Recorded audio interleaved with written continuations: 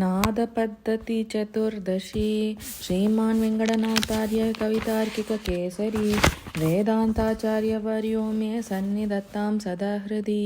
श्रुतीनां भूषणानां ते शङ्के रङ्गेन्द्रपादुके मितः सङ्घर्षसञ्जातं रजः किमपि शिञ्जितं मुरबिन्मणिपादुके भवत्या स्तुतिमाकर्णयतां मया निबद्धाम् अवधीरयसीव मञ्जुनादैर् अचमत्कारवचांसि दुर्जनानां विहितेष्वभिवादनेषु वेदैर्गमनोदीरित गर्भरत्ननादा मधुरं मधुवैरिपादरक्षे भवति प्रत्यभिवादनं विदत्ते स्वदते किमिहैव रङ्गनाथो मयि तिष्ठन्यदि वा पदे परस्मिन् इति पृच्छसि देवि नूनमस्मान् मधुरै स्वं मणिपादुके निनादै अवरोगतस्य रङ्गभर्तुर्गतिषु व्यञ्जितगर्भरत्ननादा प्रतिसंलपसीव पादुके त्वं कमलानुपुरमञ्जुषिञ्जिता मुरभेचरणारविन्दरूपं महितानन्दमवाप्य पूरुषार्थम् अनघैर्मणिपादुके निनादैरहमन्नादयितीव गायसि त्वं मधुवैरिपदाम्बुजं भजन्ती मणिपादावनिमञ्जुषिञ्जितेन पठसीव मुहुः स्वयं प्रजानाम् अपरोपज्ञमरिष्टशान्तिमन्त्रम् श्रुतिभिः परमं पदं मुरारे अनिदङ्कारमनेवमित्युपातम् इदमित्तमिति ब्रवीषि नूनं मणिपादावनिमञ्जुभिः प्रणादै मुनयः प्रणिधानसन्निरुद्धे हृदि रङ्गेश्वररत्नपादुके त्वां विनिवेश्य विभावयन्तयन्त्यनन्या प्रणवस्य प्रणिधिं तव प्रणादम् मधुरं मणिपादुके प्रवृत्ते भवति रङ्गपतेर्विहारकाले अभयार्तनया समभ्युपेता नविसंवादयतीव मञ्जुनादै श्रवयोर्मम पारणां दिशन्ति मणिपादावनिमञ्जुलै प्रणादै रमया क्षमया च दत्तहस्तं समये रङ्गधुरीणमानयेता अनुयाति नित्यममृतात्मा कलां तव रङ्गचन्द्रमणिपादु जङ्कृतं श्रवसा मुखेन परिभुज्य यत्क्षणा दजरामरत्वमुपयान्ति साधवः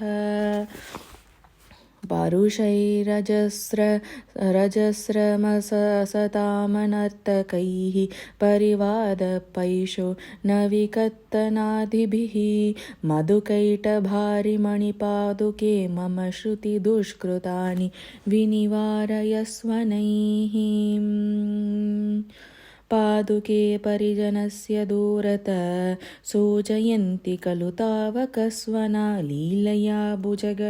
भुजगदल्पमुञ्जत श्रीमतस्त्रे चतुरान् पदक्रमान् देवी दैत्यदमनाय सत्वरं प्रस्थितस्य मणिपादुके प्रभु विश्वमङ्गलविशेषसूचकं शाकुनं भवति तावकमृतं दातुमर्हसि तदा मम श्रुतौ देवि रङ्गपतिरत्नपादुके विह्वलस्य भवदीयशिञ्जितं स्वादुकर्णरसायनम् अहमुपरि समस्तदेवतानाम् उपरि परममैष विभाति वासुदेव तदिह परतरं न किञ्चिदस्माद् इति वदसीव पदावनि प्रणादै अवनत विबुधेन्द्र मौलिमाला शिक्षितमन्तरप्रयाता प्रतयसि परिरब्धशौरिपादा मणिकलहेन वियातजल्पितानि आस्थानेषु त्रिदशमहितान् वर्तयित्वा विहारान् स्थाने स्थाने निजपरिजनं वारयित्वा यथार्हम् वासागारं स्वयमुपसरन् पादुके मञ्जुनादाम् आपर्यङ्कान्न खलु भवति ये रङ्गनाथो जहाति अन्तर्न्यस्तैर्मणिभिरुदितं पादुके रङ्गबन्धौ मन्दं मन्दं निहितचरणे मञ्जुलां ते निनादं पश्यन्त्यादे क्रमपरिणते प्राक्तनी तां पराया मन्ये मित्रावरुणविषया दुच्चरन्तीमवस्थाम् प्रख्यातानां परिषदि सतां कारयित्वा प्रतिज्ञां प्रायेण त्वां प्रतितविभवं वर्णयन्ति मया त्वं पादन्यासक्रममनुगुणं प्राप्य रङ्गादिराजात् पद्यारम्भान्वनयसि परं पादुकस्वैर्निनादैः विष्णोरस्मिन् पदसरसिजे वृत्तिभेदैर्विचित्रैर्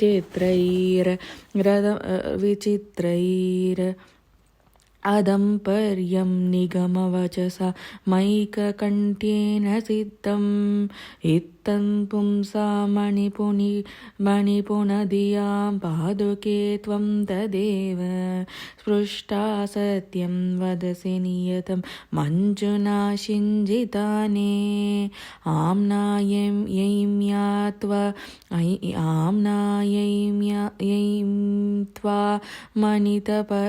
मणितरपरैः स्तोतुमभ्युद्यतानां मध्ये भक्त्या मधुविजयिन पादुके मोहभाजां शिक्षा तत्त्वस्खलितवचसां शिक्षयस्येव पुंसां मात्रादीनि स्वयमनुपदं मञ्जुभिस्वैर्निनादे लक्ष्मीकान्तं कमपि तरुणं रत्यया निष्पतन्तं रागाद्रष्टुं त्वरितमनसां राजधानीवधूनां प्रत्यादेशं भजति मधुरै पादुके शिञ्जितस्ते चेतोहारी कुसुमधनुषा शिञ्जिनी मञ्जुनाद रङ्गाधीशे सह कमलया सादरम्यायजूकै सारं दिव्यं सवनः विशां भोक्तुमाहूयमाने नेदीयोभिर्निगमवचसां नित्यं महः प्रतीपै प्रत्यालापं दिशति भवति पादुके शिञ्जितै स्वै उपास्य नूनं मणिपादुके त्वां रङ्गेश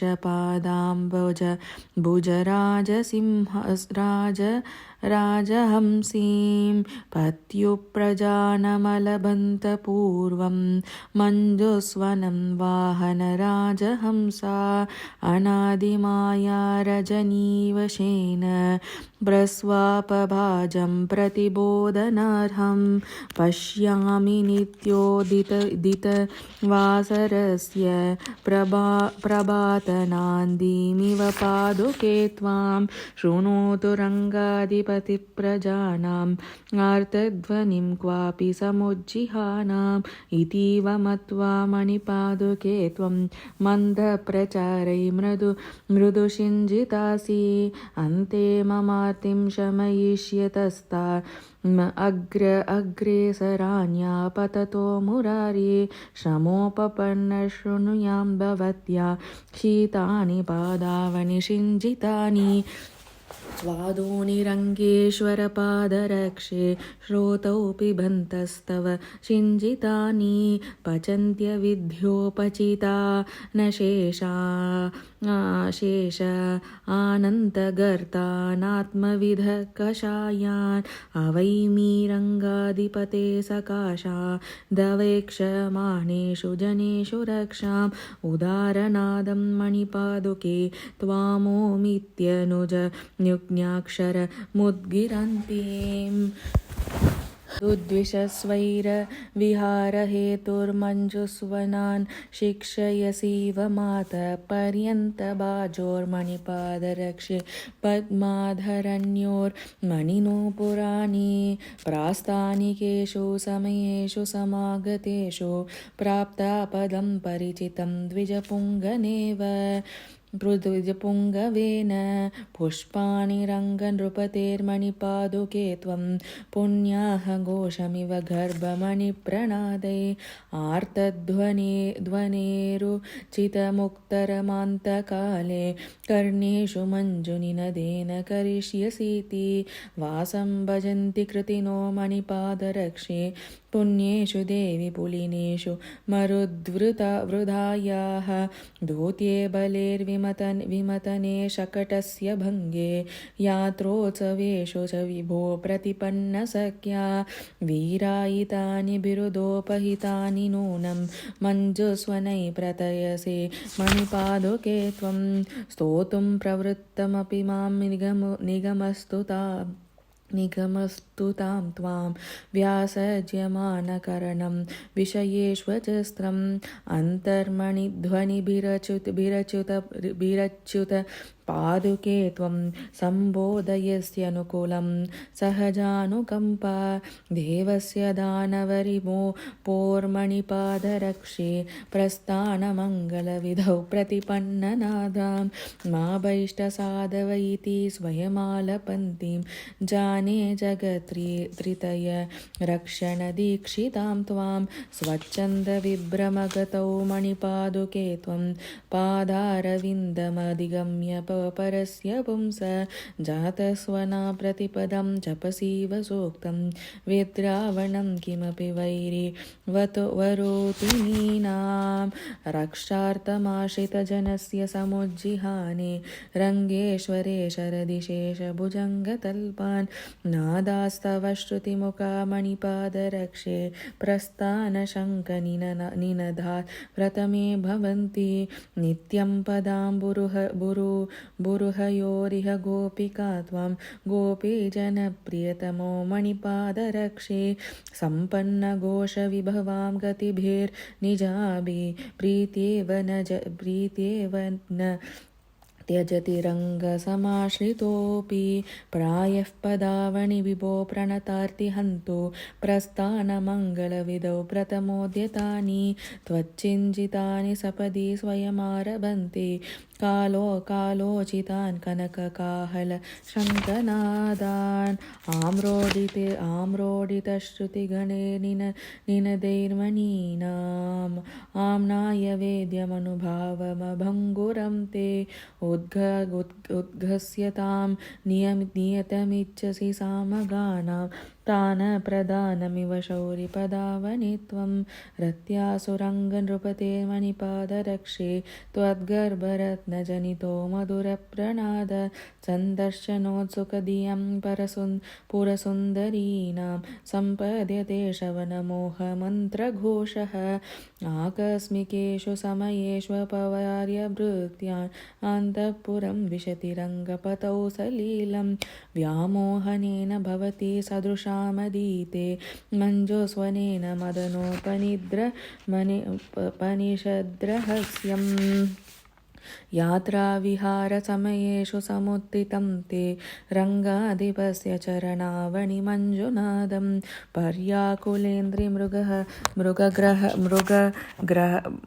मृगग्रहणाय पुंसां सम्मोहनं शबरी गीतमिव प्रतीमः। येन सख्य दुहितोर्नदराजकन्या जामातुरागमनसूचनमीहमाना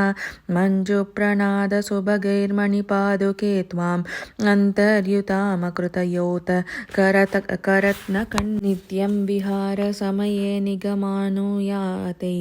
विक्षेपताण्डविदगर्भ मणिप्रसूतै नादै स्वयं नरकमर्दनपादरक्षे नादावसाननिलयं वदसीवनाथं साधारणेषु युवयोर्मणिपादरक्षे देवस्य दानवरिपोस्त्रिषु विक्रमेषु अद्यापि शिञ्जितमिषा धनुवर्तमानं न्यूनाधिकत्वविषयं कलहं प्रतिम प्रायः पदावणि विभो प्रणयापराधे मानग्रहं शमयितु महिषी जनानाम् उच्चारयन्ति निनदैस्तव गर्भरत्नान् युद्धातमक्षरमुपाश्रय भारतीनाम् अन्तश्चरेषु पवनेषु जितेष्वभिज्ञ प्रत्यङ्मुखीं परिणमय्य मनप्रवृत्तिम् आस्वादयन्ति सरसं मणिपादरक्षे नादावसानसमये भवते निनादाम् दाक्षिण्यमत्र नियतं नियता सदास्मि नित्यद्गतो नियतमच्युतपादरक्षे प्रत्येकसंशितपदस्तुतये भवत्यो सङ्घर्षवाद इव मध्यमणिप्रणाद सञ्चारकेलिकलहायित गर्भरत्ना सांसिद्धकं सकलजन्तुषु सार्वभौमं रक्षार्थिनां प्रतयसीव पदावनि त्वं रङ्गेश्वरस्य निरवग्रहमानृशंस्यं प्राप्तुं परं पुरुषयं पुरुषं मुनीनाम् अभ्यस्यतामनुदिनं प्रणवं त्रिमात्रं श्रीरङ्गराजचरणावनिषिञ्चितं ते शङ्के समुन्नयन सामविशेषदोषम् नित्यं समाहितधियामुपदर्शयन्ति नागेशयं किमपि धाम निजोत्वभागे हृत्कर्णिकामनुगता मणिपादुके त्वं मञ्जुस्वना स्फुरति वाग्भ्रमरी परेव मानेषु दानवरिपोर्मणिपादरक्षे त्वामाशितेषु निगमेष्वदीतरेषु मञ्जुस्वनैर्वदसि मैवमितीव मात वेलां लिलङ्गैषतो मनुजान्निरोद्धुम् क्रन्दत्सु कातरतया करणव्यपाये रङ्गोपशल्यशयितेषु जनेष्वलक्ष्यम् आसीदसि त्वरितमस्खलितानुकम्पा मातेव मञ्जुनिनदा मणिपादुके त्वं भास्वत्सुवर्णवपुषा मणिपादरक्षे पद्मासहाय पदपद्म विभूषणानां मञ्जीरशिञ्जितविकल्पितमञ्जुनाद मञ्जूषिकेव भवति निगमान्तवाचां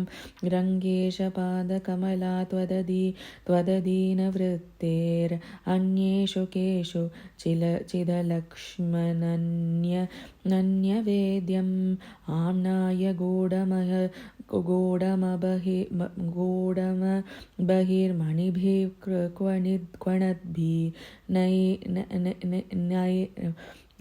क्वणद्भिर्निदीयसां प्रतयसीव निजानुभावं कालोपपन्नकरणात्यय निर्विचेष्टे जातश्रमे मयि जनार्दन पादरक्षे आश्वासनाय पुरत प्रसरन्तु मातद् वाताहरास्तवरव शमितार्तयो मे संरक्षणाय समये जगतां त्रयाणां यात्रासु रङ्गनृपतेरुपतस्तुषि स्तुशीशो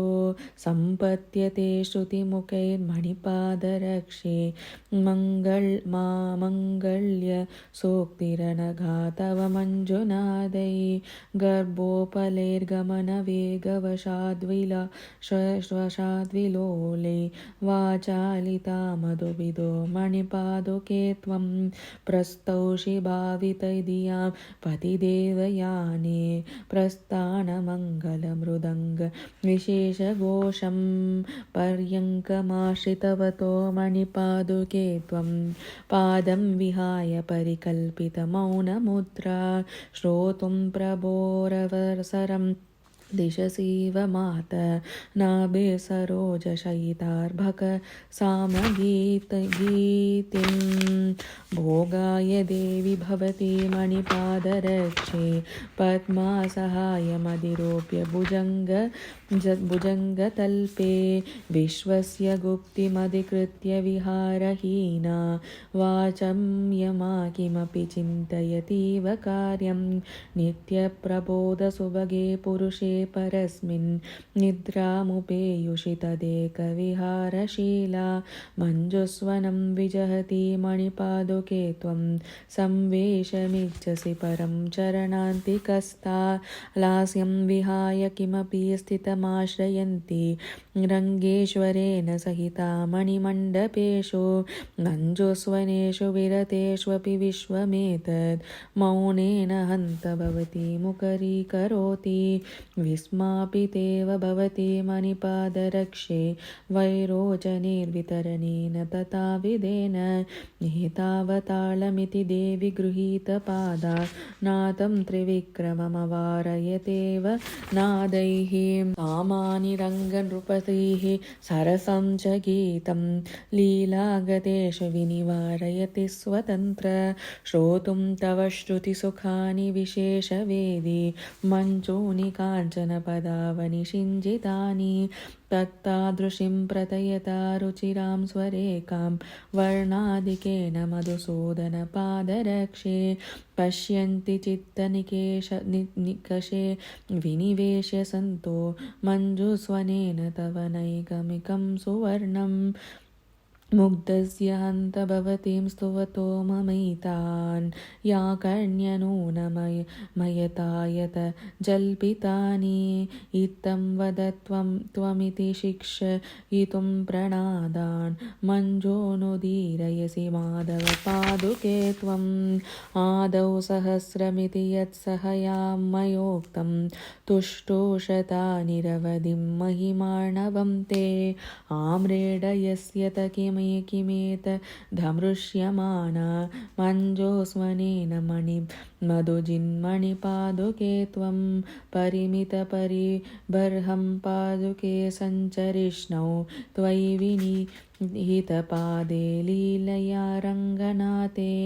नियमयति विपञ्चीं नित्यमेकान्तसेवी निशमयितुमुदारान् नारदस्ते निनादान् विहरति विशिखायां रङ्गनाथे सलीलं गमनवशविलोलैर्गर्भरत्ने क्वणन्त्या मणिवलयनिनादैर्मञ्जुलैस्ते दिशन्ति प्रतिवचनमुदारं पादुके पौरनार्यः अनुकृतसवनीय स्तोत्रशास्त्रां निनादै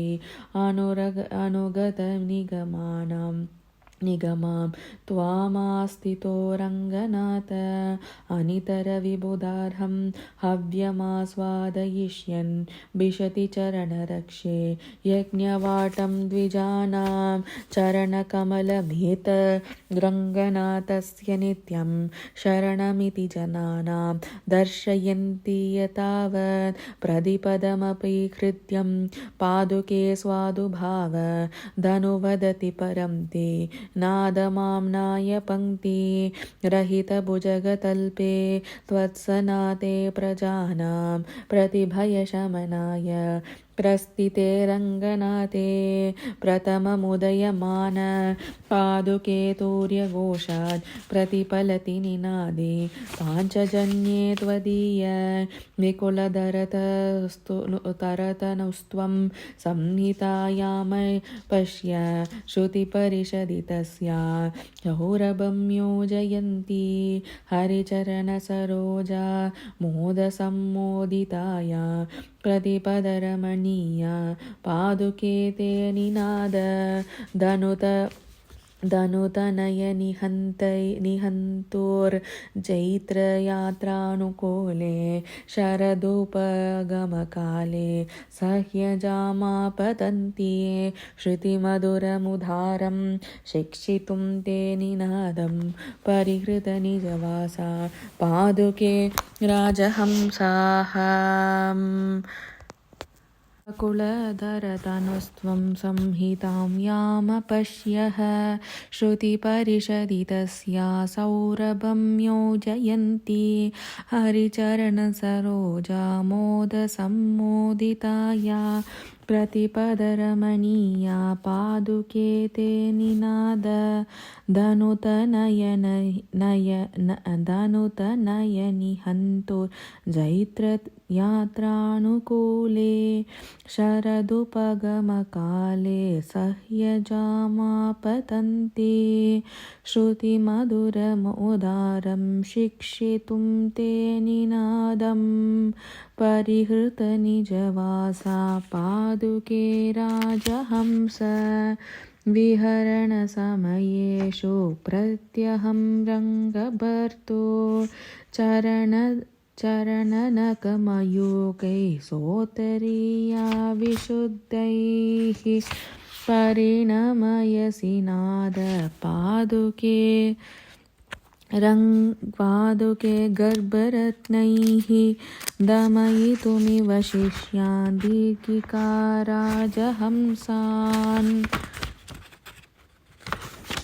परिषदि विरतायां पादुके रङ्गभर्तो परिजनमपवार्य प्रस्थितस्यावरोधान् मणिनिकरसमुद्यन्मञ्जुनादापदेशादभिलपसि यथार्हं नूनमालोकशब्दं गुरुजननीतं तद्गोपिकानां सहस्रं दिनकरतनयाया सैकते दिव्यगोपा वशमनयदरत्नाध्वंसनादानुयातै तव खलु पदरक्षे तादृशैर्मञ्जुनादै निजपदविनिवेशान् निर्विशेषप्रचारान् परिणमयति भक्तान् रङ्गनाथो यथा माम् इति विहरणकाले मञ्जुषिञ्जा विशेषैः हितमुपदिशसीव प्राणिनां पादुके त्वम् अयमयमिति ते स्तैस्तैः कल्पितानद्वभेदान् प्रतिपदमवलोक्य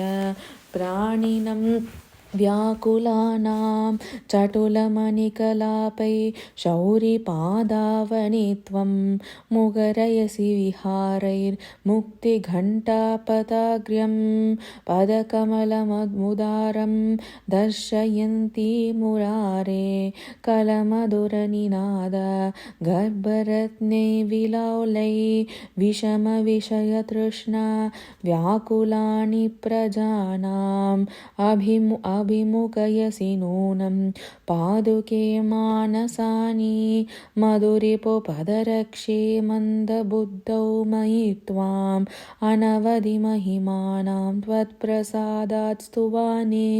मणिनिकरसमुत्तैर्मञ्जुनादैः कवीनाम् उपरमयसि तं संस्थान् नूनुमुत्सेव सेकवादान् शरणमुपगते त्वं त्वां शार्गिणः पादरक्षे सकृदिपि विधिसिद्धं त्यक्तु कामे विमोहात् प्रचलितमणिजाल व्यञ्जितैः शिञ्जितैः स्वै अलमलमिति नूनं वारयस्याधरेण विकलकर्णवृत्तौ विह्वलाङ्गे विलक्षं विलपति मयि मोहात् बिभ्रति शौरिपादं परिसरमधिगन्तुं पश्य पादावनि त्वं प्रतिभयमखिलं मे भत्सयन्ती निनादै कर्णविगलकाले कालहुङ्कारशङ्की धृतपदमुपगच्छन् दत्तहस्तप्रियाभ्यां परिणमयतु कर्णे रङ्गनाथस्मयं न प्रणवमिव भवत्या पादुके मञ्जुनादं कमलवनसखीं तां कौमुदीमुद्वहन्तं सविधमुपनयन्ति तादृशं रङ्गचन्द्रं प्रलयदिनसमुत्तान् पादुके मामकीनान् प्रशमय परितापान् शीतलैः शिञ्जितैः स्वै प्रशमयतु भयं न पश्चिमश्वासकाले रससि विहरणं ते रङ्गनाथेन सार्धं नियतमनुविधत्ते पादुके यन्निनादे निखिलभुवनरक्षा घोषणाघोषलीलं त्रिकविनिहितहस्तं चिन्तयित्वा कृतान्तं गतवति हृदि मोहं गच्छता जीवितेन परिकलयतु बोधं पादुके शिञ्जितं ते त्वरयितुमिव सज्जं त्वद्विधेयं मुकुन्दम् उपग्नं सवित्तेरुपनिषदु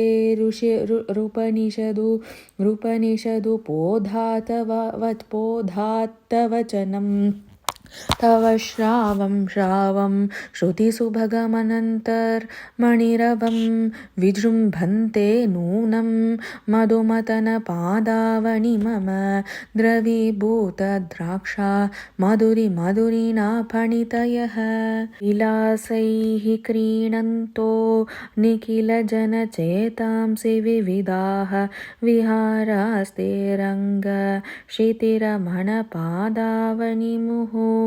विगाहन्तामन्तर्मम विलुटधन्तर्मणिशिला कलात्कारव्याज शरदमृतधारादमनयः श्रुतिश्रेणिस्तेय श्रुतिसुभगशिञ्जामुकरितां भजेम त्वां पद्मा रमणचरणत्रायिनि परं न मुद्रानिद्राण द्रविणकणधविश्राणनदशा विशालाहङ्कारं कमपि गणहुङ्कारपरुषं तवैतच्छ्रीरङ्ग क्षितिपतिपदत्रायिनि नृणां भवत्यागश्चिन्ता रणरणकभङ्गाय रणितं शरीरे स्वं भावं प्रतयति यदा कर्णनवशात् नः कर्णे भावी यममहिषघण्टा घणः परित्रस्ता पुण्य द्रवपतनवेगात् प्रथमतः शरद्भिः श्रीरङ्ग क्षितिरमणपादावनि तदा विदामासुर्देवा बलिमतनसम्भ्रमनगै